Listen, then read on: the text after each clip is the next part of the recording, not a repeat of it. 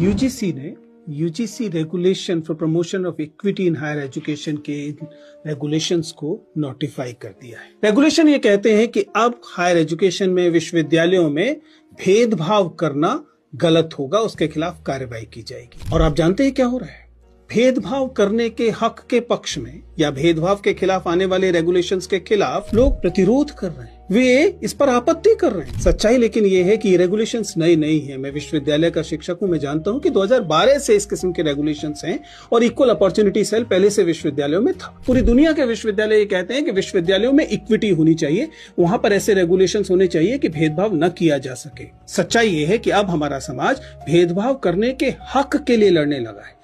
UGC के आंकड़े देखें तो बताते हैं कि यूजीसी खुद कह रहा है कि 118% बढ़े हैं डिस्क्रिमिनेशन की जो शिकायतें हैं वो। इसका मतलब कि डिस्क्रिमिनेशन इन हायर एजुकेशन में होता है। कौन नहीं जानता, हम जानते हैं। आईआईटी की स्टडी से आप पहले से परिचित हैं कि जाति देखकर अंक दिए जाते हैं। मेडिकल कॉलेजेस में जाति देखकर भेदभाव होता है, यूनिवर्सिटीज में जाति देखकर भेदभाव होता है और अन्य पहचानों के आधार पर भी भेदभाव होता है। इसलिए वास्तव में इस देश को समतापूर्ण बनाने के लिए स्वाभाविक है, इस बात की जरूरत थी कि रेगुलेशंस आए।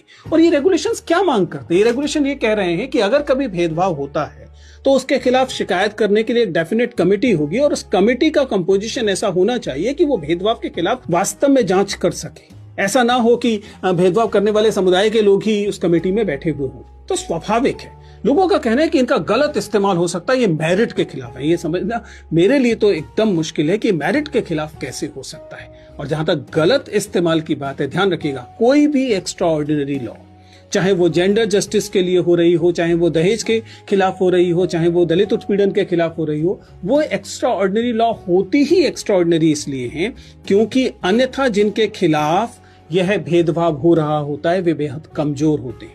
हमारे विश्वविद्यालयों में दलित समुदाय के शिक्षक और विद्यार्थी अभी कमजोर स्थिति में हैं। अगर उन्हें अतिरिक्त ताकत नहीं दी जाएगी तो ये भेदभाव लगातार बढ़ते रहेंगे।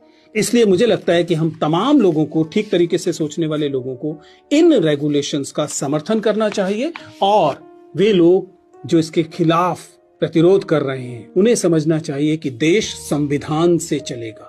अगर देश संविधान से चलेगा तो भेदभाव जो है वो एक बुरी चीज की तरह ही पहचाना जाएगा, पहचाना जाना चाहिए।